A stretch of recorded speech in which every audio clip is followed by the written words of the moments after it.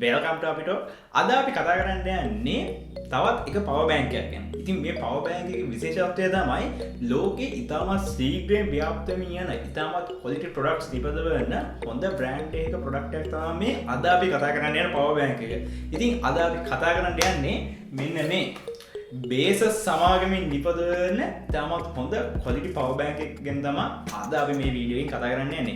ඉතින් යම් වීඩියෝ එක පැත්තට අපේ channel එක තාම subscribe කරලා නැත්නම් දැන්ම ගිහින් subscribe කරන්න. ඒ වගේම bell icon එක click කරලා තියාගන්න අපේ videos දාපු ගමනට බලන්න. ඒත් එක්කම මතක ඇතුව Facebook Instagram අපිට like කරලා share කරන්න අමතක කරන්න එපා.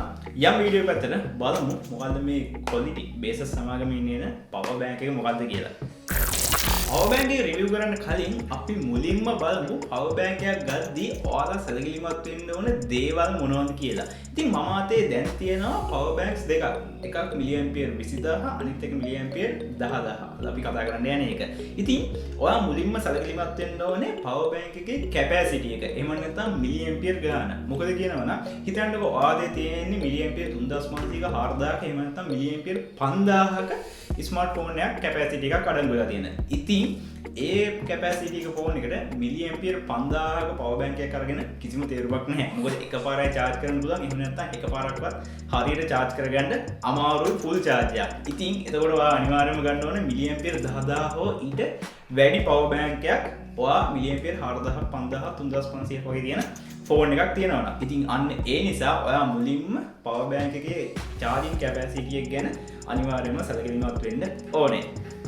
ඊළඟ කාරණය තමයි පවර් බැංක් එකේ තියෙන charging ports ගන්න. ඉතින් ඔයා ගොඩක් traveling කරන කෙනෙක් නම් අනිවාර්යයෙන්ම ඔයාට අවශ්‍ය වෙනවා ඔයාගේ ස්මාර්ට් ෆෝන් එක charge කරගන්න ඕනේ. ඒ වගේම ඔයාගේ කැමරා එක charge කරගන්න ඕනේ. ඒ වගේම GoPro එකක් තියෙනවා නම් ඒක charge කරගන්න ඕනේ. ඉතින් මෙන්න මේ දේවල් ගොඩක් gadgets තියෙනවා ඔයා travel කරන කෙනෙක් නම්. ඉතින් අන්න ඒ දේවල් ඔයාට එකපාර charge කරගන්න ඕනේ ඔයාගේ පවර් බැංක් එකෙන්. ඔයා එතකොට ටිකක් ලොකු capacity එකක් තියෙන පවර් බැංක් එකක් වගේම ගොඩක් ports තියෙන පවර් බැංක් එකක් ලබා ගන්න ඕනේ. ඉතින් එතනදී ඔයා සැලකිලිමත් වෙනවා අනිවාර්යයෙන්ම පවර් බැංක් එකේ තියෙන charging ports පිළිබඳව. ඉතින් අන්න ඒ නිසා ඔයා අනිවාර්යයෙන්ම charging ports ගැන සැලකිලිමත් වෙන්න ඕනේ මෙන්න මේ කාරණාවෙදී. ඔයා හිතන්න ඔයා එදිනදා වැඩට යන කෙනෙක් නම් ඒ වගේම ස්ටුඩන්ට් කෙනෙක් නම් ඔයාට ලොකු පවර් බැංක් එකක් අවශ්‍ය වෙන්නේ නැහැ කියලා මම හිතනවා. මොකද ඔයාට එක පෝට් එකක් තිබ්බත් ප්‍රමාණවත් ඔයාගේ ස්මාර්ට් ෆෝන් එක charge කරගන්න. එතනදී ඔයා portability කියන එක ගොඩක් බලනවා පවර් බැංක් එකේ. ඉතින් අන්න ඒ නිසා ඔයාට මේ පෝට් සම්බන්ධව කියන එක ගොඩක් වැදගත්.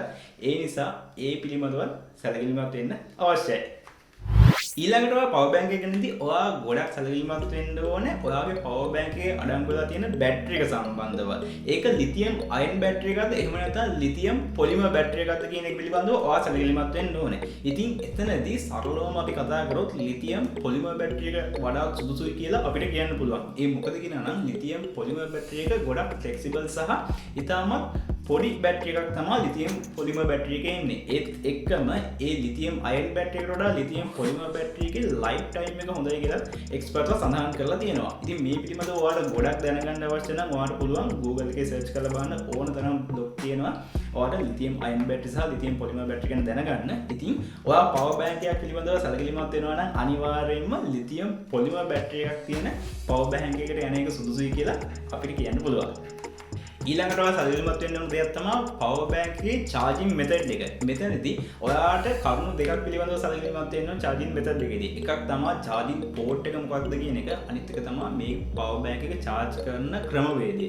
ඉතින් මෙතනදී charging port එක පිළිබඳව සැලකිලිමත් වුණොත් ඔයාලගේ ගොඩක් තියෙන USB type C cable එකක්ද micro type A cable එකක්ද අන්න ඒ පිළිබඳව සැලකිලිමත් වෙනවා. ඉතින් අන්න ඒ නිසා ඔයාලගේ තියෙන cable එකට සුදුසු පවර් බැංක් එකක් ගන්න එක වඩාත් හොඳයි. එහෙම නැත්නම් පවර් බැංක් එකත් එක්කම කේබල් එකක් ලැබෙන නිසා ඒක ගැන ගොඩක් worry වෙන්න අවශ්‍යත් නැහැ. ඉතින් ඒක ඔයාගේ ඉන්ට්‍රස්ට් එක අනුව තමයි ඔයා ඒක පිළිබඳව සැලකිලිමත් වෙන්න ඕනේ. අනිත් එක තමයි පවර් බැංක් එකේ charging method එක. මෙතනදී ඔයා traveler කෙනෙක් නම් ඔයාට දැන් වෙළඳපොලේ ලබා ගන්න තියෙනවා solar system එකෙන් charge කරන පවර් බැංක්. ඉතින් එතනදී ඔයාට ඒක ගොඩක් වැදගත් කියලා මම විශ්වාස කරනවා. මොකද ඔයා travel කරන ගොඩක් තැන්වල සමහරවිට විදුලිය නොතිබෙන්න පුළුවන්. ඉතින් අන්න ඒ නිසා ඔයාට power bank එක charge කරගන්න හරිම ලේසි. ඔයා solar panel එකක් තියෙන මෙන්න මේ වගේ power bank එකක් use කරනවා නම් එතකොට ඔයාට ඒ පිළිබඳව ගොඩක් කොරිය වෙන්න අවශ්‍ය නැහැ. ඉතින් ඔයා එදිනෙදා ඩේ ටු ඩේ ඔයා ඔෆිස් එකට යනවා නම් ස්ටුඩන්ට් කෙනෙක් නම් කැම්පස් එකට යනවා නම්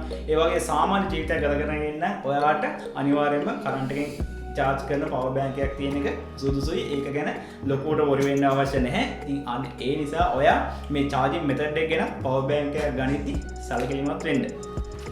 හරි, අපි දැන් එහෙනම් යන් අපේ අද කතා කරන්න ආපු මෙන්න මේ Baseus power bank එකේ unboxing එකට ගිහින් බලමු මේ power bank එක මොන වගේද, අපිට මොන වගේ වැඩවලටද පාවිච්චි කරන්න පුළුවන් සහ ඉදිරියදා අපේ ජීවිතේට මේ power bank එක ගැලපෙනවද කියන එක ගැන අපි බලමු දැන් මේ unboxing එකට ගිහිල්ලා. හරි, මේ තියෙන්නේ Baseus සමාගමෙන් එන්න අද අපි ඔයාලට කතා කරන්න power bank එක. ඉතින් power bank එකේ box එක අපි box එකේ appearance එක ගැන කතා කරොත් මෙතන උඩින්ම සඳහන් කරලා තියෙනවා Baseus කියලා. ඒත් එක්කම power bank එකේ තියෙනවා 18 watt කියලා සඳහන් කරලා. ඒ වගේම BPO quick charge power bank කියලා මෙතන සඳහන් කරලා තියෙනවා. මේක ඇවිල්ලා 10000 mAh power bank එකක්. ඊට පස්සේ power bank එකේ box එකේ back side එකට ගියන් පස්සේ අපිට බලන්න පුළුවන් මෙතන සඳහන් කරලා තියෙනවා features ටික. core එක polymer lithium battery එකක් තමයි මේ power bank එකේ අඩංගු වෙලා එන්නේ. ඒත් එක්කම battery capacity එක 10000 mAh එක සඳහන් කරලා තියෙනවා. වගේම ගොඩක් කාරණා සඳහන් කරලා තියෙනවා. මේකේ අපි මේක unbox කරලා බලමු මොන වගේ power bank එකක්ද අපිට තියෙන්නේ කියලා.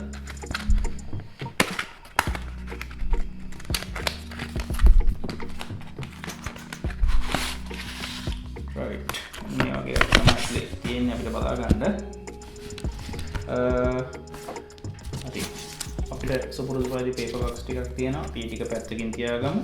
ඊට පස්සේ දැන් කියනවා මේ power bank එක. power bank එකත් එක්ක අපිට micro USB cable එකක් හම්බ වෙලා තියෙනවා. මම මේ ටික පොඩ්ඩක් පැත්තකින් තියාගන්නම්. මේ තියෙන්නේ අපි අද කතා කරන්න යන power bank එක. ඉතින් හරිම පුරුබුරි power bank එකක්. මේකේ ඉස්සරහම ඔයාලට පේනවා 18 watt කියලා සඳහන් කරලා තියෙනවා. ඉතින් 18 watt කියන්නේ මේක quick charge support කරන power bank එක. ඒ කියන්නේ fast charging වලට support කරනවා. ඉතින් ඔයාගේ smartphone එක fast charging නම් අනිවාර්යයෙන්ම ඔයා බලන්න ඕන කාරණාවක් තමයි මෙතනදී මේක quick charge වලට support කරන power bank එකද, fast charging වලට support කරන power bank එකද. ඉතින් මේ power bank එක ඊටාම පහසුවෙන් අපිට කියන්න පුළුවන් මේක fast charging වලට support කරන power bank එකක්. මොකද 18 watt කියලා මේකේ ඉස්සරහම සඳහන් කරලා තියෙන නිසා. ඒත් එක්කම මේක ෆීල් එක ගත්තොත් ගොඩක් රෆ් ෆීලිං එකක් තමයි මේකේ අපිට දැනෙන්නේ. මොකද මේක ලෙස්සලා යන්න පුළුවන් තියෙන සම්භාවිතාවකම අඩු කරන්න මේක රෆ් ෆීලිං එකක් ලබා දීලා තියෙනවා. ඉතින් ඒක ගොඩක් හොඳයි. ඒත් එක්කම මේකේ පෝර්ට්ස් අපිට බලා ගන්න පුළුවන් micro USB cable එකකුත් තියෙනවා. පෝර්ට් එකකුත් සඳහන් කරලා තියෙනවා. ඒත් එක්කම type C පෝර්ට් එකකුත් තියෙනවා. ඉතින් මේ පෝර්ට්ස් දෙකෙන්ම ඔයාලට පුළුවන් මේ power bank එක charge කරන්න. ඒත් එක්කම fast charging port එකක් තියෙනවා මේකේ. එක output එකයි මේ power bank එකෙන් අපිට ලබා දෙන්නේ. එතනින් පුළුවන් ඔයාට ඔයාගේ device එක charge කරගන්න මේ power bank එකේ. right, මෙතන මේ තියෙන power button එකේ press කරන් පස්සේ අපිට මෙතන light indicators ටික බලා ගන්න පුළුවන්. මෙතන indicators 4ක් තියෙනවා. මෙතන දැන් අපිට දිස් වෙන්නේ light indicators 3යි පත් වෙලා තියෙනවා. right, ඉතින් ඒ වගේ මෙතනත් සඳහන් කරලා තියෙනවා 10000 mAh Baseus power bank එක මෙතන යට අඩියෙත් සඳහන් කරලා තියෙනවා. ඒත් එක්කම පිටිපස්ස පැත්තෙත් මෙතන අපිට මේ දේවල් කීපයක් සඳහන් කරලා තියෙනවා, දැක බලා ගන්න පුළුවන්. ඒත් එක්කම අපිට මේක තියෙන විශේෂත්වය තමයි මෙතන සඳහන් කරලා තියෙනවා type C එක out එකක් විදිහටත් use කරන්න පුළුවන්, අපිට in එකක් විදිහටත් use කරන්න පුළුවන්. ඉතින් ඒක ගොඩක් හොඳ දෙයක්. මොකද හිතන්නකෝ අපේ MacBook එකක් වගේ එහෙම charge කරගන්නවා නම් අනිවාර්යයෙන්ම අපිට මේ power bank එකේ අපිට output එකක් දෙන්න පුළුවන් කිසිම පැකිලීමකින් තොරව. මෙතන micro in cable micro USB port එක විතරක් මේක in එක මේක charge කරන්න විතර පුළුවන්. මේ type C එකෙන් in එකයි out එකයි දෙකම අපිට දෙන්න පුළුවන්. ඉතින් ඒක ගොඩක් හොඳ දෙයක්. ඉතින් හරියම කුරුබූටි අපිට සාක්කුවේ වුණත් දාගෙන යන්න පුළුවන් ලේසියෙන්ම.